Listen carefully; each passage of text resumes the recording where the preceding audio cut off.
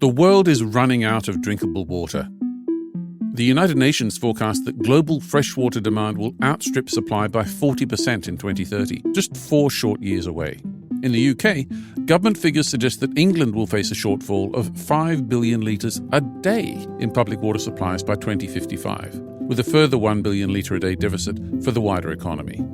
Climate-driven water scarcity and drought, population and industry shifts, pollution and ageing infrastructure are all playing a role. But positive things are happening today. Countries, regions and communities are working with the public and private sectors to safeguard their precious supplies of fresh water. What are the challenges they're facing?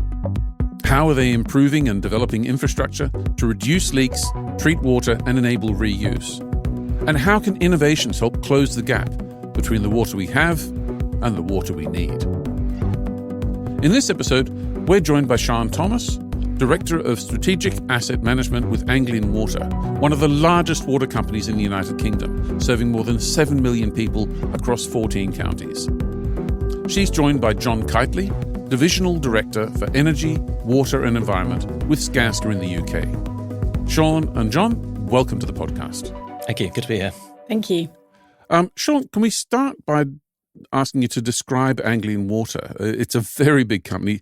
Tell us a little bit about what you do and give us a short overview of your asset management and capital investment programs. Of course. So Anglian Water, as you said, serves 7 million customers. That's about 15% of the population of England. We've got over 6,000 employees, 5 key shareholders, and we are the largest water company by geography in England and Wales. Our region is pretty special in that we are 75% of the area is agricultural and 28% of our region is low-lying in comparison to sea level. And we're pretty flat. So we do an awful lot of pumping water across the region on a day-to-day basis. It's also a really important region for the UK in terms of growth, and projections are that we're going to see more than 700,000 more people in our region in the next 20 years. In terms of our programme, asset management plan for this 5-year period is about £11 billion. And of that, about £7 billion is capital, and about half of that £7 billion is delivered through the At1 Alliance, which Skanska are a key partner in. It's double what we've spent in the previous 5-year period, so it's a really exciting but challenging time for us as an organisation. Jon, very briefly, could you describe Skanska's work in the water sphere in the UK and even internationally? Yeah, certainly. So Skanska have been in the water sector in the UK for over 20 years. We've worked with Anglian for that entire period of time. Our work in the UK supports the capital investment programme and the asset renewal programme. So we work across a really broad portfolio of wastewater treatment and now started to do more nature-based solutions, and perhaps we'll talk about those later. Globally, we're doing some really interesting things. Over in Finland, we're also doing wastewater treatment centres. And then over in the US, we've done loads of schemes about sustainable water use and grey water reusage as part of our built environment schemes, as well as just wastewater. So we've got a really established footprint, loads of really good innovative work going on. Back to you, Jon.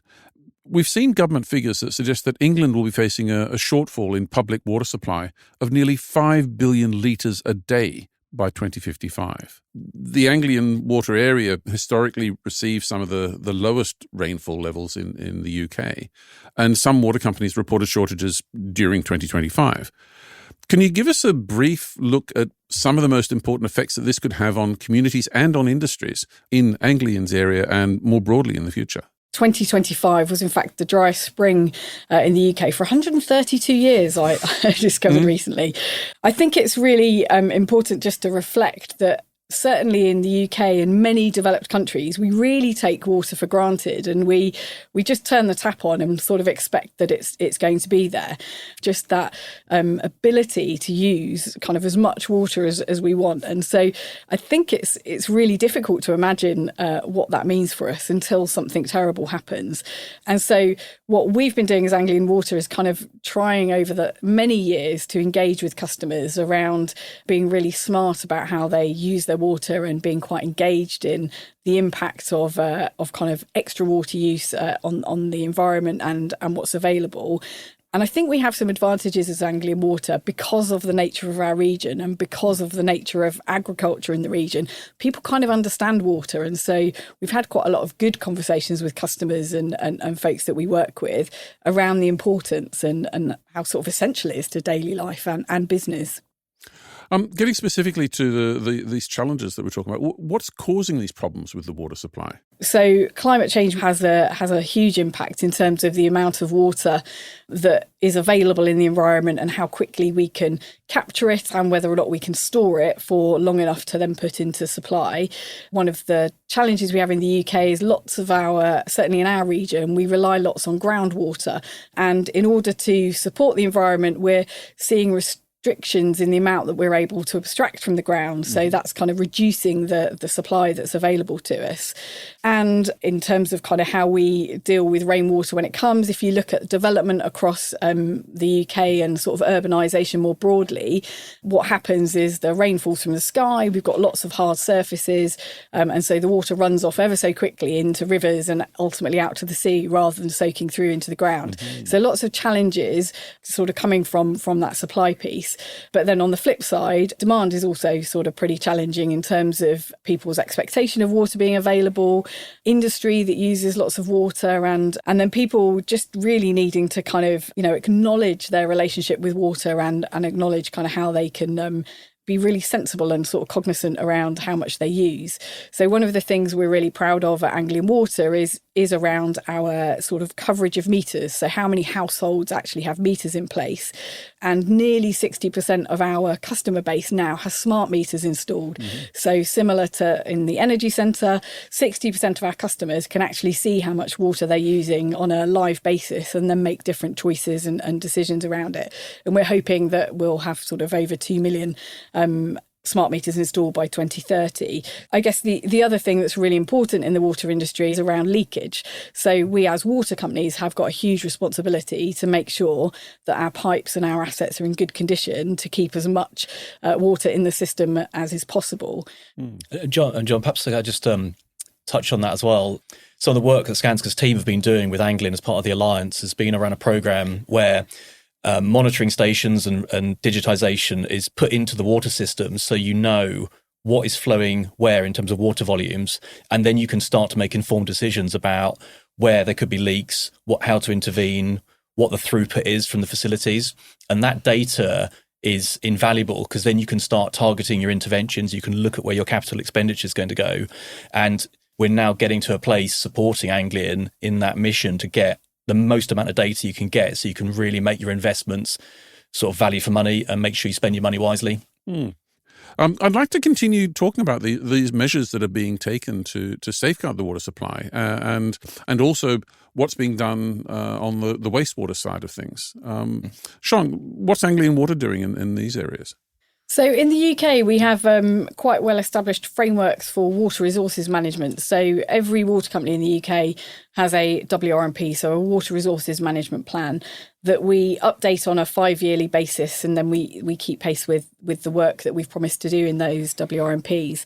And Anglian have invested heavily as a result of our WRMP over the last 5-10 years in creating more resilience in our region. And one of the big investments that we're making at the moment is our strategic pipeline. So what's that doing? That is going to do for us is enable us to connect the northern area of our region with some of the more water scarce southern areas and eastern areas of the region so that we can move water from where we have it to where it's more scarce. But then we're also looking through this AMP period and into future years to develop options for 2 large reservoirs, which my team are in the process of kind of developing. So one in the Fens and one in Lincolnshire. We're also looking at desalination options. So we've got quite a big coastal region. So can we desalinate seawater and put it into supply? And then we're also looking at some options around final effluent reuse. So where we take water that's been treated through a wastewater treatment plant and enhance that treatment to explore putting it back into supply. From a wastewater perspective, it's probably been the poor relation for several years. I have been super fortunate that I worked on Tideway, so the super sewer, which is a sewer that runs under the Thames through London, which was constructed to intercept the combined sewer overflows that after just a couple of millimetres of rain would overflow into the River Thames. When we were developing that project kind of 15 years ago, the thought of people wanting to pay to clean up the river was pretty challenging. But actually in the UK now, if you read headlines and talk about pollution and what happens when water escapes from the water company's pipes, it's a completely different story. So there's much more interest in what we're doing.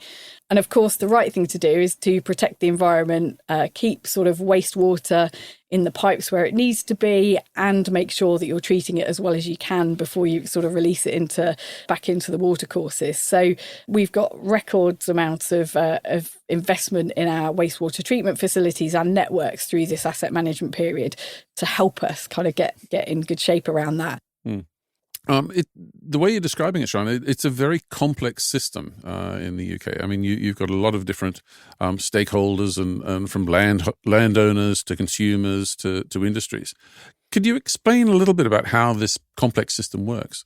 Of course, and I'm sure Jon will have some experience in this.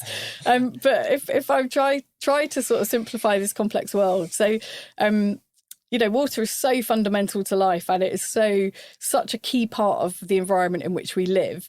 Everybody's got some kind of interest in it or views on how things work. So whether that be from us as Joe Public, who kind of interact with our own homes and turn on the taps and flush our toilets, whether it be how we interact with the pavements and the roads around us, drainage, so surface water drainage in the UK is sort of owned by maybe a local authority, maybe the Environment Agency, maybe an independent drainage board, maybe a different flood authority, which might be a different landowner.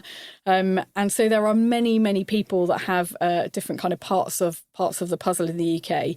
So we interact with all of those folks, and the Environment Agency are the environmental regulator, who have kind of fairly key role to play, as well as interacting with developers and people that are kind of building new developments and what have you. What we want to do is try and influence them to make sure they're reducing the amount of surface runoff, and they're dealing with water at source, and they're using sustainable drainage systems when they're building from fresh.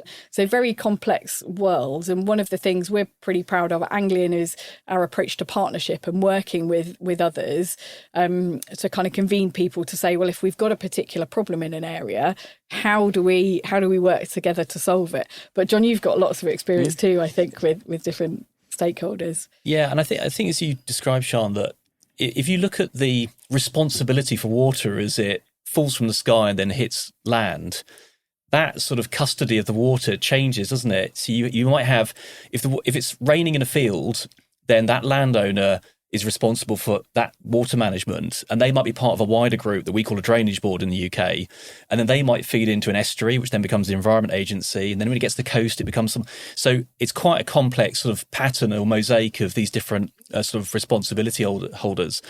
And of course, for us in the built environment, from a Skanska point of view, we also have that moment when we're constructing, so we're trying to manage where water goes during construction, which can be really challenging with things like silts and what have you, and trying to protect the waterways and some of the other natural habitats. So it is complex. And I think what people perhaps underestimate sometimes is that all of these things are being sort of managed in parallel. So yeah, it is complicated, and I think it's probably not appreciated by most people. That, as Siân said earlier, you just turn the tap on, and really that's the end of the thought process for most people. But actually, it's quite a long sort of chain of custody, if you want to call it that. I'd like to go back to when we were talking about all the different stakeholders that you mentioned. I find that fascinating, the mosaic that you mentioned, Jon. Can we talk briefly about what those different stakeholders can do to contribute here? I mean, you talked about the drainage boards and so on and so forth. What can all of these different groups do to try and improve water management? I think from a built environment perspective, there are lots of ways that buildings can be designed to try and reuse, retain, or get water, stormwater as we call it, so rainwater, back into the groundwater again. So one of the projects that Skanska did over in the US, for example, for the Georgia Tech Institute, they built a huge tank, basically a 50,000 gallon tank, and they collect the stormwater and they let that permeate, sort of infiltrate back into the ground, so it doesn't have to go into the closed system and then go through all the processing and everything else like that. And although that's only one example, and that building was sort of an outstanding building in terms of its environmental credentials and sustainability, there are things like that that could be done on a smaller scale or more sort of commonly. I think the other thing as well is, from a domestic point of view, that there are loads of opportunities in sort of normal dwellings, if you like. So people just simple things like collecting rainwater in barrels and what have you for use in your gardens, using grey water systems. We're doing new housing development, surface water, not having hard, like Sean alluded to earlier, having hard surfaces everywhere so the water runs off and enters the sewer system. So from a built environment perspective, there's absolutely loads. From a landowner perspective, I think there's also a really big consideration and contemplation about how quickly the water runs off the land and gets into the estuaries and into other systems. So there are lots of things that can be done, either built environment or natural habitat. They're all one system, aren't they? It doesn't differentiate. The rain doesn't really care where it goes and what it's getting into. But lots of things can be done, and actually lots of small interventions can have a much larger impact. Than there is no one sort of like magic solution. One of the opportunities we have with that is actually building some of the grey water thinking as we're building new houses, as we're building new towns. And Anglian have been working with other water companies through an Ofwat Innovation Fund on something called Enabling Smart Water Communities. And that's really, if you had a blank sheet of paper and you weren't constrained by the way in which the water industry works in the UK so far, what would you do to make best use of water, to use as little as possible, and keep that community sort of integrated in its kind of water catchment and its water world. So some really exciting findings coming from it. And the challenge for us now is to actually implement it in new developments and new towns as they're growing and as the UK sort of addresses its growth agenda. Wow, smart water communities. We definitely want to follow up on that one. Jon, a little bit to turn to you. I mean, Skanska's been working with Anglian and the At One Alliance for more than 20 years, I think Sean said. What role is Skanska playing in the work that Anglian's been doing? Yeah, so we've got a team of about 190 people working with Anglian on the Alliance. So our team work across lots of different disciplines and job role types. We have everybody from undergraduates right up to very senior project directors, a delivery director leading one of the programs of work. And that team is relatively unique in the sense that we blend Skanska's staff with the 7 other partners that deliver the program, and they are sort of a rainbow team. So every project will have representatives from all of the 8 partners involved in some aspect through the lifespan of the project. We draw on design specialisms from some of the partners, and in Skanska's case, we do everything from early work in the design phase. We do lots of temporary works design with our internal departments here in the UK, and in delivery, we've got project management, engineering, and then one of my team, for example, look after the transition where you go from capital delivery into usage. So we're involved sort of every part of the process. And as you said, we've been on it for a very long time. So the model is very mature, and our team are very sort of attuned with Anglian and how the system works, and also how Anglian work as well. Fantastic. Now, to both of you, we've been talking about a lot of the innovations that are coming in here, the smart water meters, even the way that communities are structured here. But there's also a lot of innovation going into the actual technology that's being used here. Could we have a look a little bit at how new technology is helping achieve Anglian's goals for these projects, and how it's also reducing the climate impact of the construction that's being carried out? One of the quite exciting things that we're doing at the moment is using, I guess, technology that's available to make sure that all of the as-built drawings and the documents that our sort of delivery teams have produced over the last kind of 10 plus years are actually in a format that our operators can access in relation to their specific assets. So just using kind of AI and technology to get that in good shape is a pretty simple idea, but actually it's really, really sort of helpful and will drive things forward. One of the other things I think Anglian and At One and the Alliance are really proud of is some of the work that we've done on carbon neutrality and kind of driving to reduce carbon in construction. And Jon's probably going to describe this much better than me, but just some of the stuff we've looked at in terms of, well, do we need to use concrete at all? Can we use different additives in that concrete? I think we've even done some 3D printing of sort of modules in order to reduce the amount that we've been using. So I guess kind of just sort of extremes of a very sort of seemingly sort of simple kind of data and information sort of tech piece right through to some pretty big civil engineering that has made use of technology to reduce our impact. Yeah, I suppose just a few examples of that. So as Sean mentioned, we've done recently done some 3D concrete printing. We've done that with a company called Hyperion Robotics, or a Finnish company, so a bit of a Nordic flavour in the UK there as well. So we've basically 3D printed one of our below ground chamber structures. And you sort of say, well, why do that? What's the benefit of doing it? Well, most of the products that we buy are in that sort of regard. So chambers that go below ground that have pipes going into them. This is the place where they sort of coalesce and then get redistributed. They are standard products, so they're quite often not the ideal solution. They are made to fit because they're a proprietary product. What the 3D printing enables us to do is build exactly what is needed and nothing more, nothing less. And that gives you the efficiency in terms of using materials just as much as you need to. So that's one example, and we've been doing that last year. Some really good results, so I think there'll be more of that to come. I think the other thing to mention, the inclination now is to always go, AI must be the answer, or some other sort of stroke of wizardry must be the answer. But actually, some of the nature-based solutions that we're starting to look at now are a sort of an innovation. It's back to the future in some ways, about how you remove nutrients that are usually removed and extracted through chemical process and other treatments.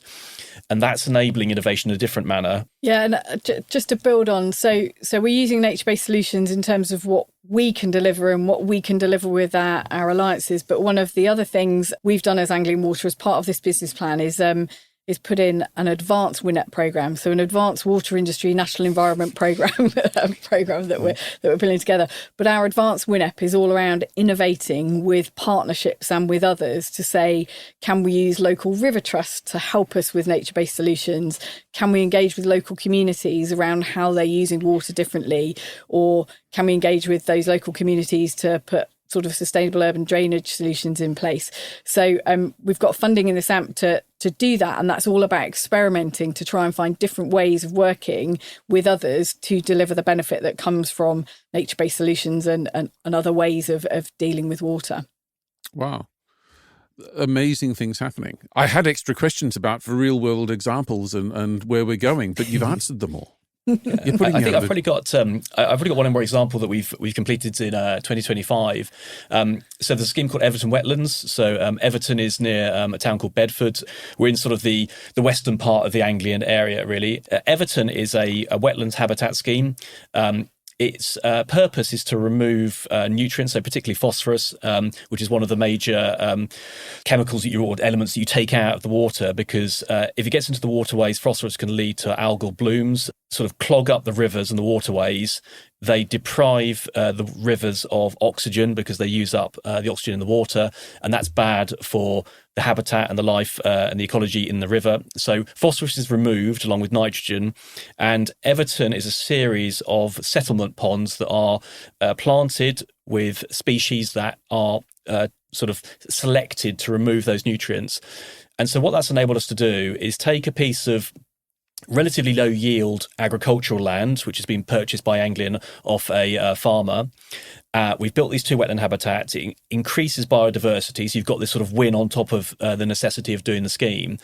And we've planted over 100,000 plants in a series of settlement ponds, and that water will go out into the local waterway and be treated without the need for chemical dosing and things like that. It's just an example of the sort of schemes that we're doing and how we're trying to use less sort of like chemical and sort of manufacturing sort of process type treatment of water in pursuit of getting water quality and also more affordable solutions that can be delivered. Back to those nature-based solutions that you were talking about earlier. Yeah. That covers everything that I was hoping to talk to and more. So thank you both very, very much. Siân Thomas and Jon Kiteley, really great to have you on Shaping Sustainable Places. Thank you. Thank you. As we heard, we often take clean water for granted. But the well is at risk of running dry. 2025 brought the driest spring in the UK for 132 years, for example, which is why stakeholders are taking action now. The challenge, though, is anything but simple, with a complex mosaic of stakeholders demanding joined-up thinking across both water supply and wastewater management. The solutions combine new ways of thinking and new technology, from structured data and 3D printing to nature-based solutions and closer collaboration with communities. Engineering and the natural environment working together to protect this vital resource for the future. Thanks to our guests Siân Thomas from Anglian Water and Jon Kiteley from Skanska in the UK. And thank you for listening into this episode. Please follow us on your favourite platform and let us know your thoughts, either on the Skanska Group channel on LinkedIn or by mailing to podcast@skanska.com. That's it for this time. I'm Jon Ambrose, and this is Shaping Sustainable Places.